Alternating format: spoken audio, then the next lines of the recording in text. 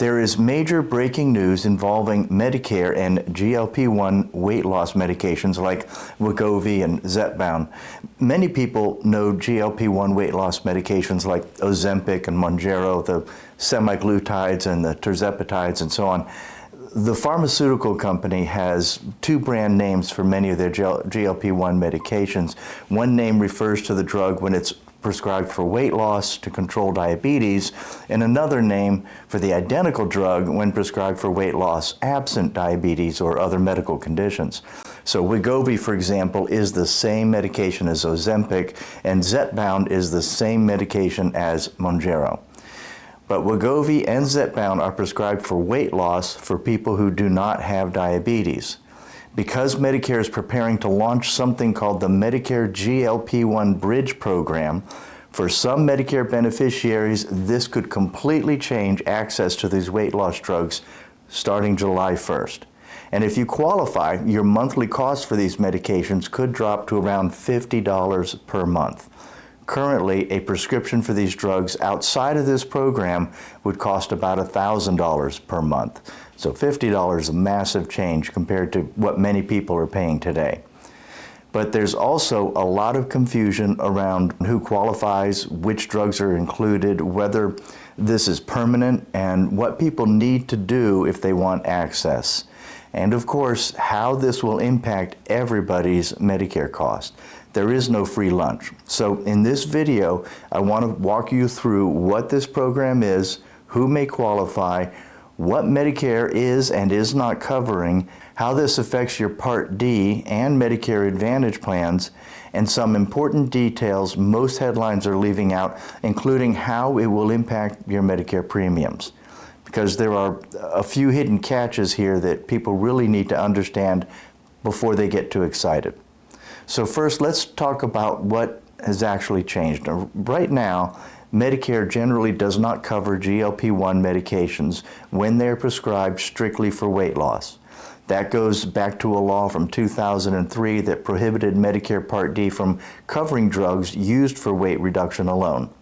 Now, there have been exceptions. If a GLP-1 drug is prescribed for something Medicare already covers, like type 2 diabetes, cardiovascular disease, or obstructive sleep apnea, then Medicare may already cover it under your Part D prescription drug plan.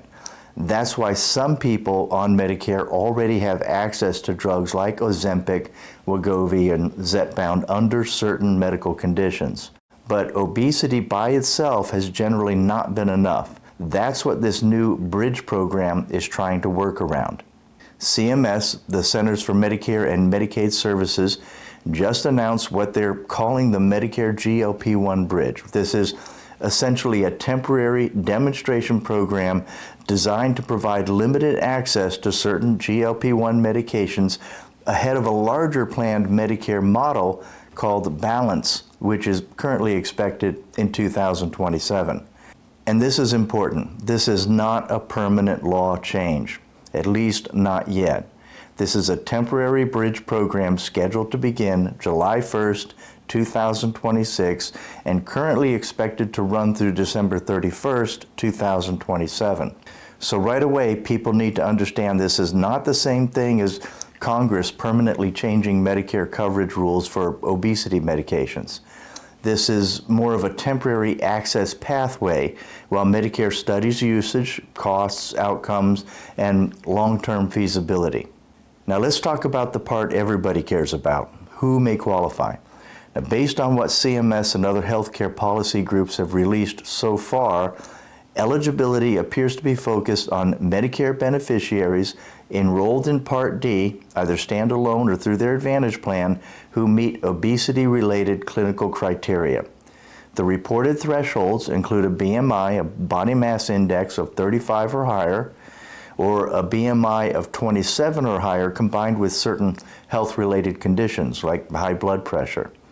And this is where we need to slow people down a little bit. A lot of headlines are making this sound like anybody on Medicare can now get a weight loss drug for $50. That's not what CMS is saying. There will likely be medical qualification requirements, prior authorization requirements, documentation requirements by your physician, and of course your physician involvement. In fact, CMS has already indicated that prior authorization and lifestyle counseling are expected parts of this process. Now, I have an article linked below that has those details that be in the show notes as well as in the first comment below. So this is not simply call your doctor and pick up Wegovy tomorrow. There's going to be structure around this. So now let's talk about which drugs may be included. The names most commonly associated with the program right now are Wegovy and Zepbound, and potentially newer GLP-1 medications as they receive approval and negotiate participation. And this is important because there's a new drug called Retatrutide expected to be approved in 2026 or possibly early 2027 that has shown significantly better weight loss and other health improvements than anything on the market today. It appears so far to increase your metabolism and clear all fatty liver disease. But another important detail here is this: not every GLP-1 drug is automatically included, and not every formulation is treated the same. Ozempic is primarily approved for diabetes. Wegovy is the same drug, different name, approved for obesity. Zepbound has obesity-related approvals and sleep apnea-related approvals, and that distinction matters under Medicare rules because if the drug is already being prescribed for a Medicare-covered condition, it may continue running through the standard Part D coverage instead of this bridge program. And that creates something people may not expect. Some people using the exact same medication could end up paying a very different amounts depending on why the drug was prescribed, how it is coded in billing, and whether it falls under standard Part D or the bridge program. And that catches a lot of people off guard. It's going to frustrate a lot of people. Now let's talk about the $50 number because this is where a lot of confusion is already starting. So CMS, Medicare, says eligible beneficiaries in the bridge program would pay about $50 per month for participating in the GLP-1 medications.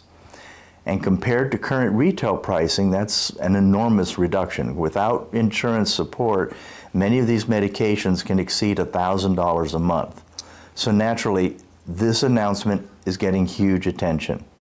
But here's an important detail most people have not realized. The bridge program operates outside of the standard Medicare Part D payment structure. That means the $50 copay generally does not count towards your Part D out-of-pocket spending. It doesn't count towards your TROOP, which is used to measure your maximum out-of-pocket limit for Part D. And your low-income subsidy assistance apparently doesn't apply as well to the bridge copay. So that's very important, and it's an important detail because some people may assume these payments help them progress through the normal Part D benefit phases. Right now, CMS says they don't. Now, another issue that people need to understand is this. This program exists partly because Medicare still legally cannot broadly cover weight loss drugs under the standard benefit structure. So CMS is essentially using a demonstration model as a workaround while gathering long-term data. And that's also why there's already been pushback. Some insurers reportedly have raised concerns about participation, the financial risk, and the long-term structure, which has contributed to delays and revisions involving the larger balance model that is supposed to take effect in 2027. So that matters because this story is still evolving. This program could expand, it could change, participation rules can change, drug availability can change, so people should not assume that every detail is fully settled yet. It's an experiment. Now, this program will cost Medicare money. That means it's going to cost us money. But during the temporary bridge program, it's not being handled like ordinary Part D drug coverage. So CMS says Part D plans are not carrying the risk, and the payments do not count towards the normal Part D spending calculations. So this should not directly raise your Medicare Part B premiums, and it should not directly raise ordinary Part D premiums during the bridge period. The bigger question is what happens later if Medicare moves these drugs into the standard Part D benefit. If GLP-1 weight loss coverage eventually becomes part of the normal Part D coverage, then yes, it can affect Part D premiums, it can affect taxpayer subsidies, it can affect the Part D plan formularies and prior authorization rules and so on. The reason Congress ruled not to have Medicare cover weight loss drugs is that the expense to everyone on Medicare can be too much of a burden. And I'll continue to report on this as news comes out, so you'll not be surprised if it does negatively impact your Medicare costs. Now, let's talk about something else that I think is important here, the medical side. Because whenever something like this happens, people naturally focus on cost and access. But GLP-1 medications are serious medications. These are not cosmetic supplements.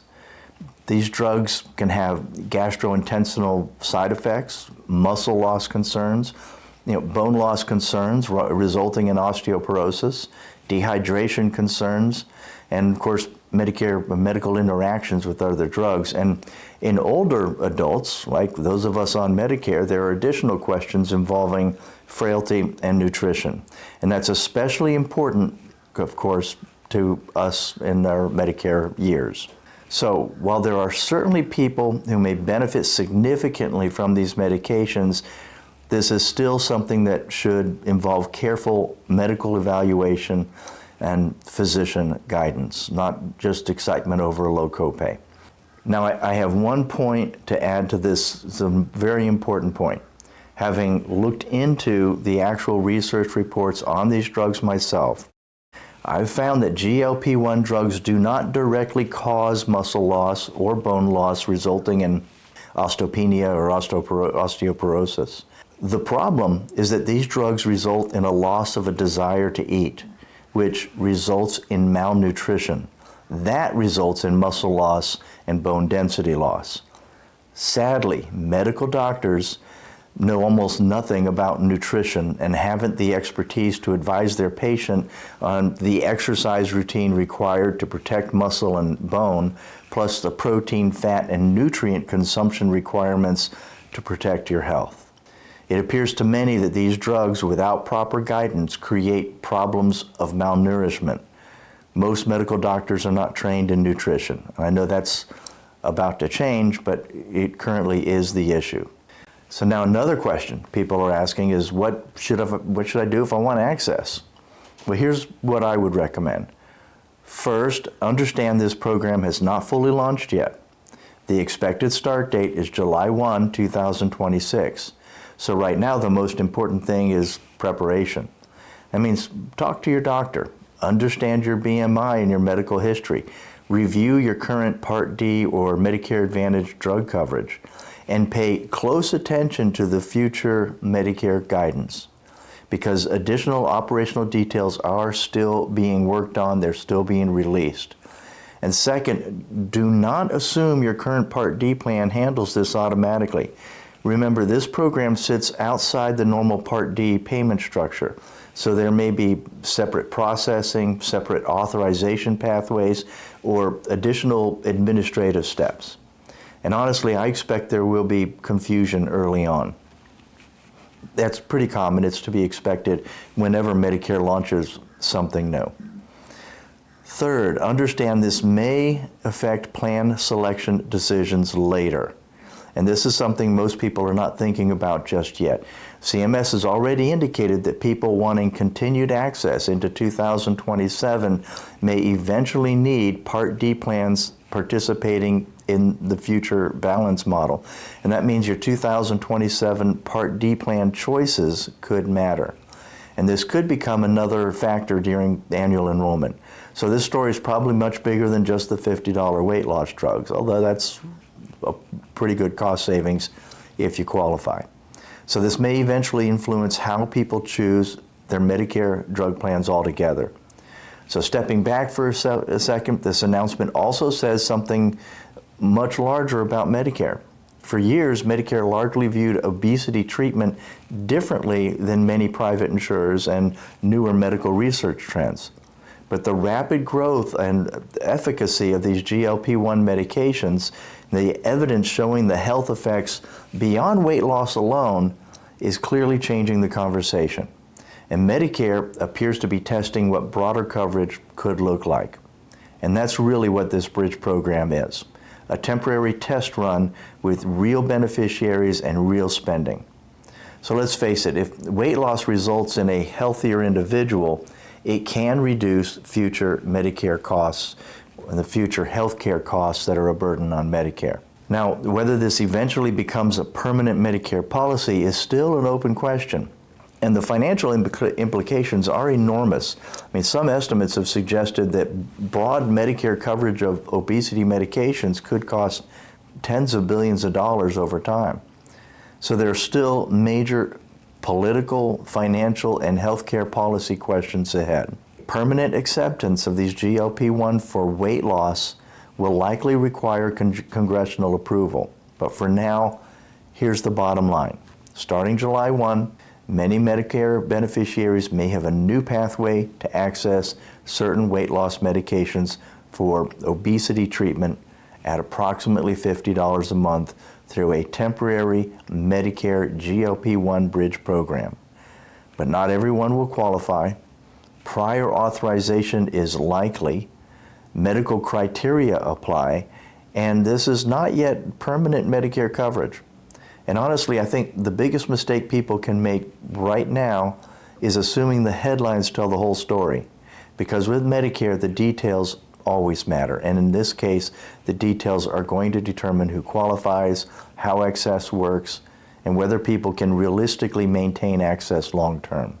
If additional Medicare CMS guidance comes out, I'll continue covering it here because I think this story is going to evolve quite a bit over the next several months. I'm Matthew Clausen with Medigap Seminars. I'll see you in the next video.